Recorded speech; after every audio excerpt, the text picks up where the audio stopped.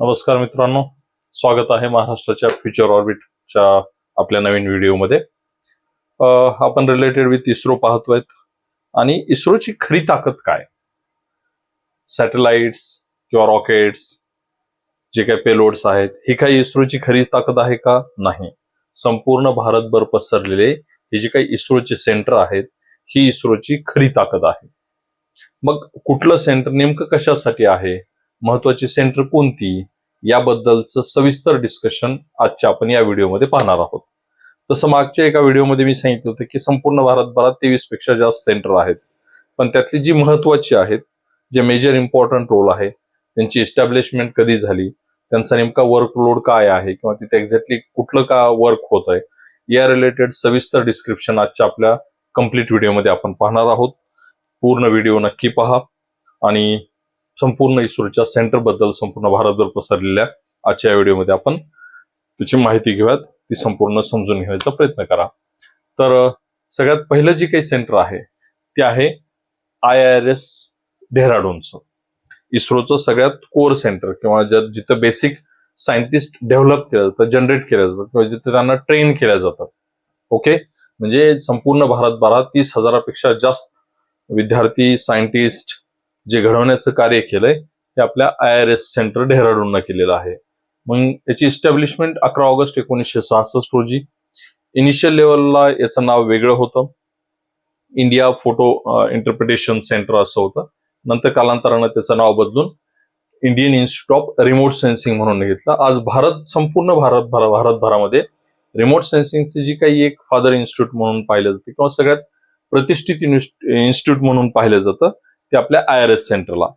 IIRSचं basic work काय आहे, तर जे काही इस्रोसाठी रिक्वायर्ड सायंटिस्ट आहेत त्या सगळ्यांना प्रॉपरली ट्रेनिंग देणं, GIS असेल किंवा बाकी जे काही रिलेटेड टेक्नॉलॉजीज असतील यांच्यामध्ये त्यांचं एज्युकेशन करून विद्यार्थी सायंटिस्ट घडवणं आणि त्यांना वेळोवेळी प्रशिक्षित करणं, त्यांना वेळोवेळी ट्रेनिंग देणं, हे इस्रोच्या IIRS डेहराडूनचं सेंटरचं कोरिजन. 2007 नंतर जे काही आउटरीच प्रोग्रामच्या अंतर्गत संपूर्ण भारतभरामधल्या सगळ्या कॉलेजेस मधला किंवा इन्स्टिट्यूटला आउटरीच प्रोग्रामच्या अंडर इस्रोच्या IIRS सेंटरनं कनेक्ट केलेला आहे. आणि तो एक चेंजिंग गेम ठरला, ज्याच्या थ्रू मॅक्झिमम स्टुडंट्स, टीचर्स किंवा इंजिनियर्स यांना एक डायरेक्टली बेनिफिट होत आलाय या प्रोग्रामचा.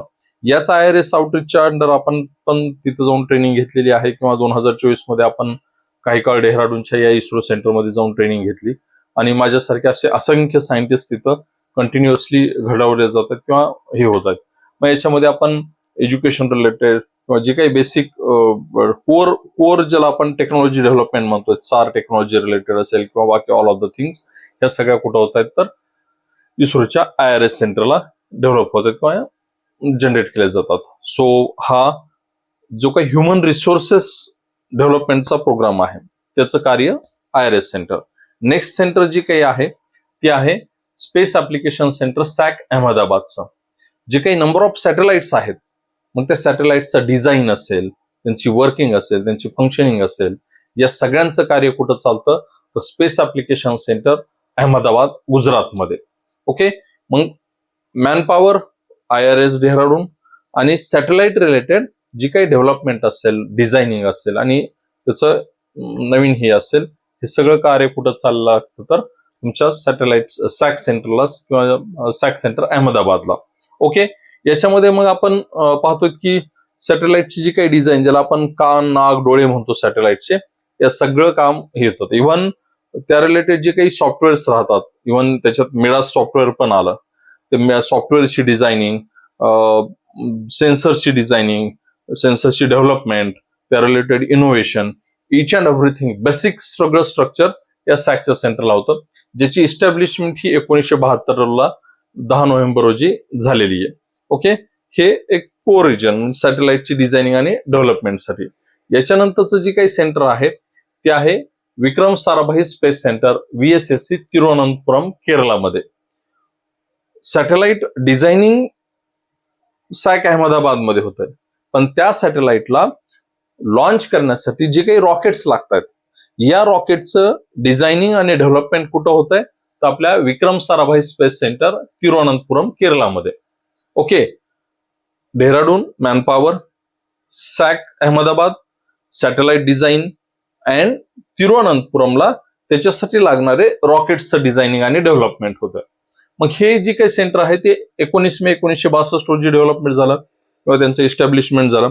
याच्यानंतर याच्यातला प्रोपल्शन किंवा जो काही फ्युलचा पार्ट आहे जो नेक्स्ट सेंटरमध्ये आपण पाहणार आहोत की 2007 नंतर त्याला सेपरेट केलं गेलं.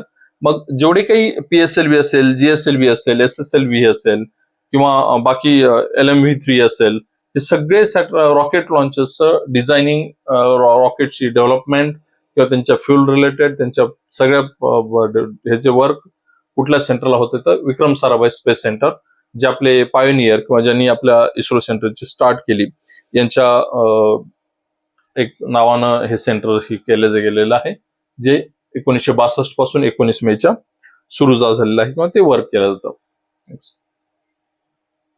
यानंतर आपण बघतोय इस्रोचं प्रोपल्शन कॉम्प्लेक्स महेंद्रगिरीचं ओडिसाचं सेंटर.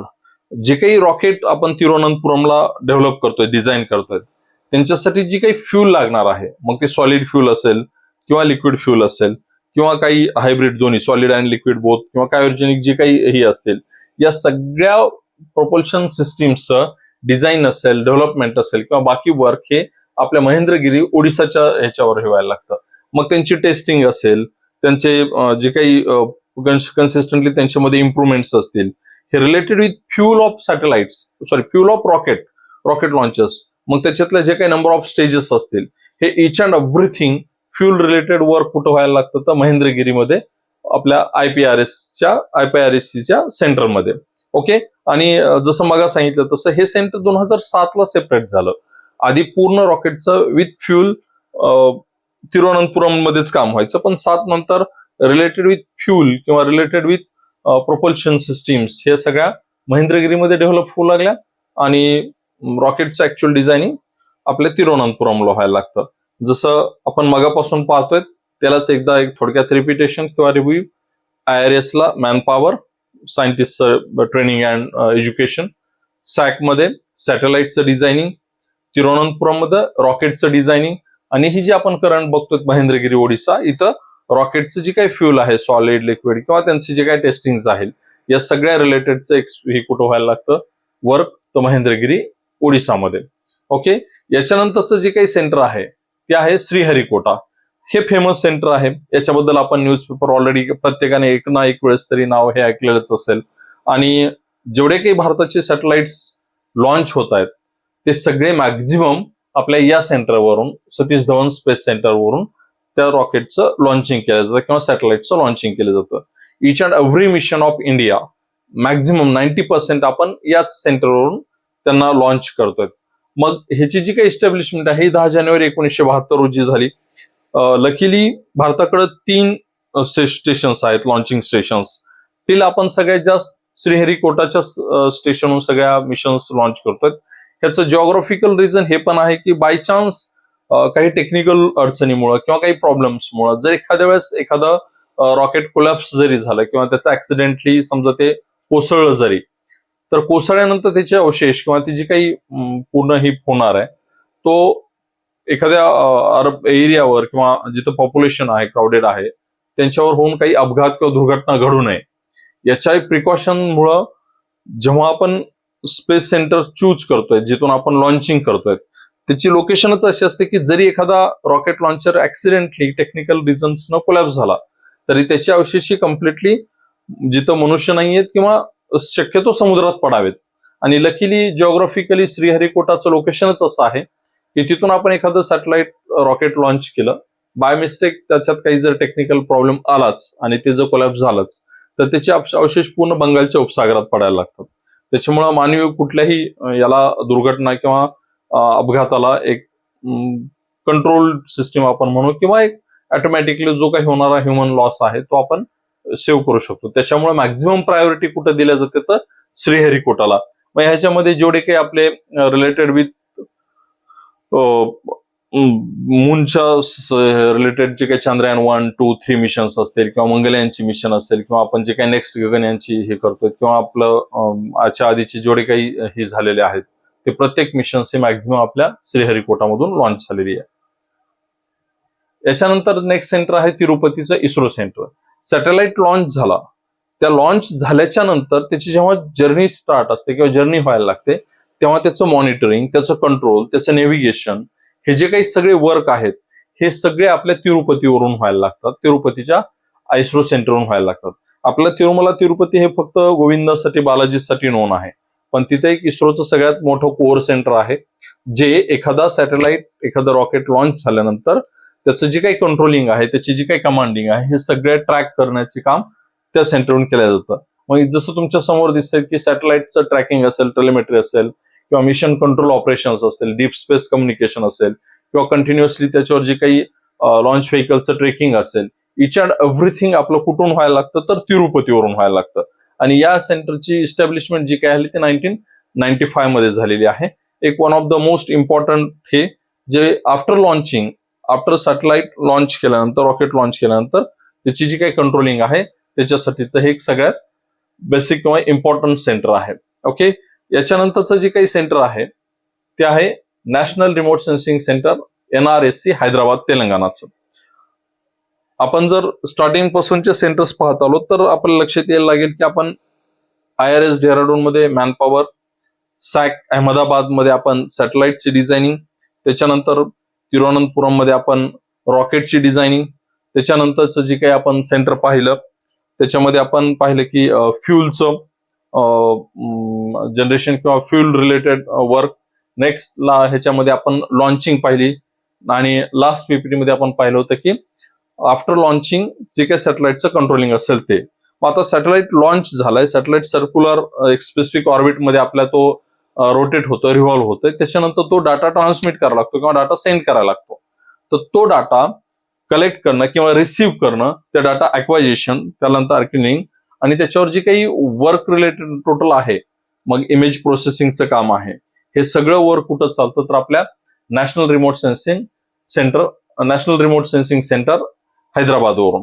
त्यामुळे त्या अर्थानं हे इस्रोचं सगळ्यात एक महत्वाचं सेंटर ठरायला लागतं ऍप्लिकेशन ओरिएंटेड, ज्याची इस्टॅब्लिशमेंट ही 5 नोव्हेंबर 1974 मध्ये आहे.